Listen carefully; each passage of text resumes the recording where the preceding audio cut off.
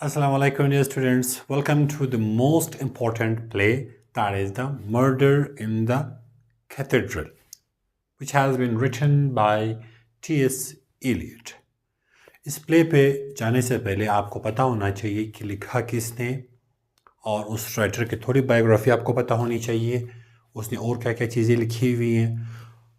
अगर एग्ज़ाम में कोई क्वेश्चन आता है मर्डर इन कैथेड्रल से और उसमें राइटर का कुछ पूछा गया हो तो आपको पता होना चाहिए कि इसके राइटर जो है वो कौन है, क्या है और कैसे हैं।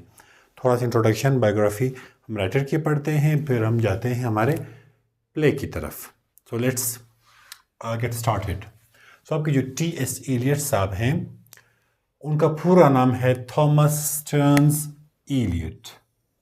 Thomas Stearns Eliot, T.S. Stands for Thomas Stearns Eliot. आपकी पैदाइश हुई 1888 में 1888 में सेंट लुइस USA में आप पैदा हुए और डायड इन 1888 में पैदा हुए, 1965 में आपकी डेथ हुई। आपको एक नोबेल प्राइज़ भी मिला था, नोबेल प्राइज़ लिटरेचर में 1948 में आपको नोबेल प्राइज़ भी मिला। So one of the most influential figure of the modernism, जो मॉडर्न एज है उसमें सबसे इन्फ्लुएंशियल फिगर्स में से आपका नाम आ रहा है। दैन किस चीज़ में? पोइट्री में, ड्रामा में और क्रिटिसिज्म में। इन तीनों चीज़ों में आप अच्छे नाम और बंदों में से आपका नाम आ रहा था। एमिग्रेटेड टू इंग्लैंड आए कहाँ से? And became the British citizen इन 1927। पैदाइश आपकी USA में हुई और 1927 में आप ब्रिटिश सिटीजन बने, आप UK माइग्रेट कर गए। इन सिंपल 1988 में पैदा हुए, कहाँ पे? USA में, और 1927 में आप ब्रिटिश सिटीजन बने, 1965 में आपकी डेथ हुई, नोबेल प्राइज़ भी मिला लिटरेचर में, माने जाते हैं पोइट्री, ड्रामा और क्रिटिसिज्म में मॉडर्न एज में। ये इनकी बेसिक बायोग्राफी है। अब हम इनका देखते हैं इंपॉर्टेंट वर्क। पोइट्री, प्लेस और क्रिटिसिज्म में उन्होंने जो जो चीज़ें लिखी हैं थोड़ी बहुत, वो हम देखते हैं। सबसे पहले आता है the waste land, 1922। Waste land आपके कोर्स का हिस्सा भी है। Then the hollow man, 1925। Then Ash Wednesday, 1930। Four quartets, कम अज़ कम ये नाम आपने लाजमी याद रखने हैं। The waste land, the hollow man, Ash Wednesday and four quartets. बेशक टाइम पीरियड आप ना याद रखें, ये चार नाम आपको याद होने चाहिए about his poetry. Then comes plays. Plays में इनके ड्रामाज जो हैं वो पोइटिक हैं। जो प्लेज उन्होंने बनाए हुए पोइटिक फॉर्म में, जिस तरह से हम ये मर्डर इन द कैथेड्रल अभी पढ़ेंगे। सो फर्स्ट उनका है murder in the cathedral, 1935। Then the cocktail party, 1949। Then the family reunion, आसान नाम है, murder in the cathedral, the cocktail party and the family reunion, 1939। ये इनके मशहूर प्लेज है और इनमें से जो टॉप ऑफ द लिस्ट है that is the murder in the cathedral. बहुत ज़्यादा पढ़ा जाने वाला ये प्ले। क्रिटिसिज्म में उन्होंने क्या लिखा हुआ है? Tradition and the individual talent in 1919। Tradition and individual talent. Then second, Hamlet and his problems. अब हैमलेट किसने लिखा हुआ है? विलियम शेक्सपियर ने। तो इसने उस पर क्रिटिसिज्म किया हुआ है। सो हैमलेट और उसके जो भी प्रॉब्लम्स है। देन द मेटाफिजिकल पोइट्स, ये इनके क्रिटिसिज्म में आता है। अब इनका जो ड्रामेटिक विजन था वो क्या था? So revived poetic drama after centuries. ये जो ड्रामा लिखा गया, ड्रामा नॉर्मली जो था वो पोइटिक फॉर्म में नहीं था, अब साहब ने जो वो पोइटिक फॉर्म में लिख लिया। Then uses rituals, Christian themes, martyrdom and spiritual conflict. तो ये सारी चीज़ें जो हैं ये इनके ड्रामा में आपको मिलेंगी। और जो आपका मर्डर इन द कैथेड्रल है, it is his most widely studied play. इतना सिंपल है। अमेरिका में पैदा हुए 1888 में, फिर वहाँ से आप चले गए UK वहाँ पे शहरी बन गए। 1927 में नोबेल लॉरेट भी रहे और उसके बाद 1965 में की डेथ हो गई। ये इनकी राइटिंग्स है। अब आपको ये ज़ुबानी पता होनी चाहिए कि ये क्या क्या थी। अब हम आते हैं थोड़ा सा प्ले की इंट्रोडक्शन पे कि आपको थोड़ा सा ओवरऑल स्केच जो है इस प्ले का पता चले कि इसमें ओवरऑल क्या है। उसके पार्ट्स में हम अलग से जाएंगे। इंट्रोडक्शन में क्या आता है, दिस प्ले, अब हमारी बात हो रही है आगे जो भी बात होगी वो मर्डर इन द कैथेड्रल्स पे बात होगी। Focuses on the final days of Thomas Becket. Thomas Becket का नाम आपने जहन में रखना है कि इस बंदे के आखिरी दिनों को फोकस कर रहे हैं, जब ये इसके आखिरी दिन गिने जा चुके थे। Who returns from the exile to England, जो एग्जाइल से वापस आता है कहाँ पर, इंग्लैंड में। ये शायद आगे नहीं, आगे मैंने नहीं लिखा।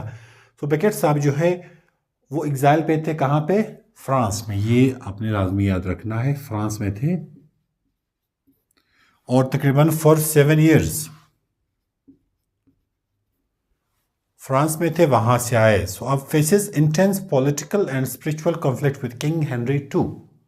बहुत बड़ा कॉन्फ्लिक्ट था इनका, पॉलिटिकल और स्पिरिचुअल कॉन्फ्लिक्ट लगा किंग हेनरी टू के साथ। ये भी आपने लाजमी याद में रखना है। मैं एक एक पॉइंट बताऊंगा फिर ओरल करके समझाऊंगा। Becket is confronted by 4 tempters. मैंने ये वीडियो बनाने से पहले मैंने बहुत जगह सर्च किया, कोई बंदा मुझे टेम्पटर्स नहीं बता रहा था कि टेम्पटर्स क्या है।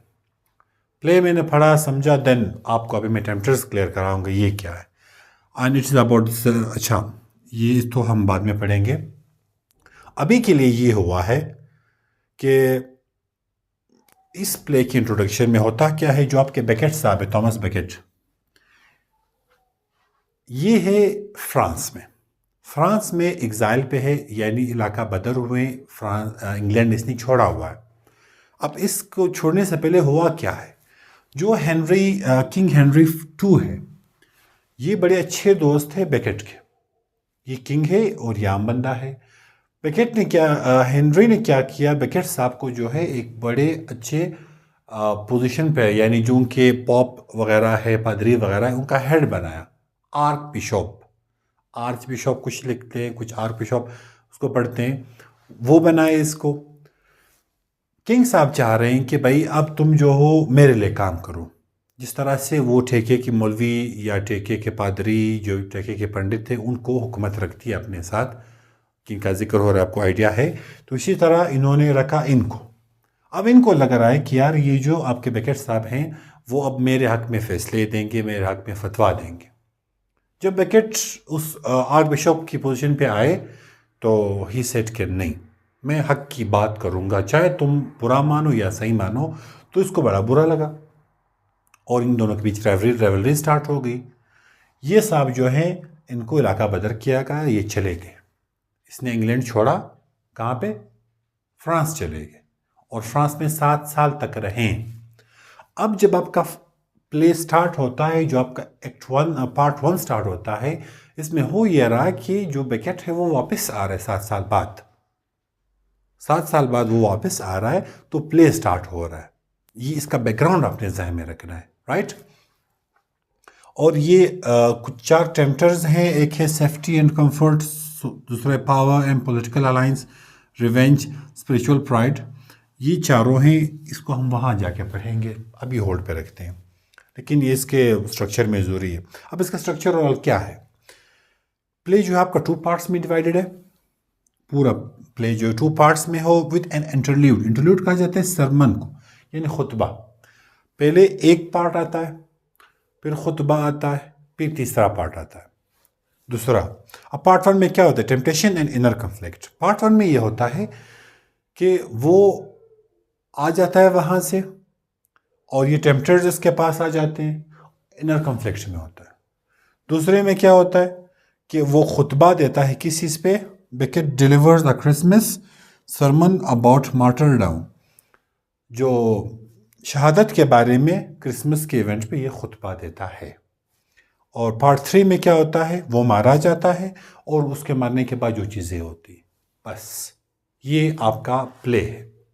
अब यहाँ तक आई बिलीव आपको थोड़ा क्लियर है कि हम आगे पढ़ने क्या वाले हैं।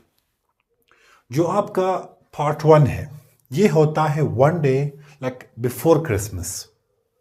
पार्ट 1 बिफोर क्रिसमस होता है, पार्ट 2 क्रिसमस के दिन होता है, पार्ट 3 जो क्रिसमस के बाद होता है। ये भी अपने ज़हन में रखना है। अब होता क्या है, scene opens with the chorus women of Canterbury. अब यहाँ से मुझे आपकी पूरी तवज्जो चाहिए। अब होता यहाँ पे ये है, इसको हम इमेजिन करने की कोशिश करेंगे। कोरस किसको कहा जाता है? कोरस गाना होता है, बुलंद आवाज से उसको गाया जाता है। आपके प्ले में बेकेट साहब जो हैं अब अभी तक वो इंग्लैंड आए नहीं है, तो यहाँ पे एक इलाका है कैंटरबरी, वहाँ पे ख़वातीन निकली हुई, गाँव की ख़वातीन है, कमज़ोर ख़वातीन है और गरीब ख़वातीन है, वो निकली हुई, वो गाना गा रही। और वो गाने में क्या गा रही हैं? वो गाने में ये कह रही कि यार ये जो है कुछ गलत होने वाला है, कुछ बुरा होने वाला है। So speak at the beginning and through out the part. पूरे पार्ट 1 में आपका कोरस चल रहा होता है, ये ख़वातीन गा रही होती हैं। Express fear, anxiety and helplessness. ये जो आपका कोरस है इससे खौफ आपको दिखाई देगा, एंजाइटी आपकी आएगी, लाचारी, बेबसी आपको दिखेगी। They represent common people, they represent common people. आम लोग जो हैं वो लाचार है, बेबस है, एंजाइटी के शिकार है। They don't want change. ये जो गरीब लोग हैं दे डोंट वांट चेंज, उनको चेंज नहीं चाहिए। They prefer peace over truth. वो सिर्फ ये चाह रहा है कि बस सुकून कायम रहे, ट्रूथ हमें नहीं चाहिए। जब बेकेट आएंगे, बेकेट सच है, हकीकत है, वो सही है, लेकिन जब वो आएगा तो मसला होगा। अब ये जो लोग हैं इनको सुकून चाहिए। कोरस फिर क्या है? वॉइस ऑफ फेयर, खौफ की आवाज, एंड ह्यूमन वीकनेस को शो करता है। इसी के साथ साथ हम समझेंगे बेकेट का जो कैरेक्टर है वो आपको समझना चाहिए कि लोग तो उसके लिए परेशान है कि ये आ रहे हालात ख़राब होंगे। बेकेट कैसा आदमी है? सो बेकेट इज काम, बड़ा पुरसुकून आदमी, serious, spiritually strong. Spiritually strong Christian है आपका Beckett. Not afraid of death, मौत से खौफजदा नहीं है। And not a normal hero but a spiritual hero. जो आपका इस प्ले में हीरो है थॉमस बेकेट, वो आम हीरो नहीं है, वो उनका स्पिरिचुअल हीरो। ये अपने जहन में रखना है। अब क्या होता है, अब यहाँ से मैं आपका प्ले स्टार्ट कराता हूँ। आपके थॉमस बेकेट साहब फ्रांस से आ गए इंग्लैंड, और वहाँ पे ख़वातीन जो है वो रो रही हैं या गाना गा रही हैं। नॉट एग्जैक्टली कि वो रो रही, गाना गा रही हैं। इस गाने के लाइन आपको मैं अगली वीडियो में बताऊंगा। कुछ लाइंस कोट करूंगा टेक्स्ट से, वो आपने लाजमी याद करने, वो फिर आपने मेंशन भी करने। अभी मैं सिर्फ स्टोरी बता रहा हूँ आपको। तो वो आया हुआ है कैंटरबरी में, एंड ख़वातीन जो है वो कोरस गा रही हैं। इसका कैरेक्टर आपने जान लिया। अब जब वो आ गया, ये 4 टेम्पटर्स आए प्ले में। टेम्पटर, अच्छा पहले टेम्पटर होता क्या है? टेम्पटर निकला हुआ टेम्पटेशन से। टेम्पटेशन मीन जब आपको उकसाया जाता है, यानी कोई भी गलत काम करने के लिए जो आपको परसुएड किया जाता है, आपका दिल आपको मशवरा दे रहा है कि यार ये काम करो, उसको टेम्पटर कहा जाता है। अब ये टेम्पटर जो लिटरली है, वो बेकेट के जहन में एक ख्याल आया, शैतान ने ख्याल डाला। अब प्ले में वो क्या करता है, कैरेक्टर आता है प्रॉपर, और वो कैरेक्टर से वो बात कर रहा होता है। वो फ्रांस से आया, पहला बंदा उससे कहता है, पहला टेम्पटर कहता है कि प्लेयर इन कंफर्ट। वो कहता है कि यार लाइफ को एंजॉय करो एंड अवॉइड ट्रबल। इन मसलों को छोड़ो, अपनी लाइफ को एंजॉय करो, उसने मशवरा दिया। दूसरा कहता है जॉइन द किंग अगेन। पहले तुम किंग के दोस्त थे, अब वापस किंग को ज्वाइन करो, जैसा किंग बोल रहे वैसे ही सही है।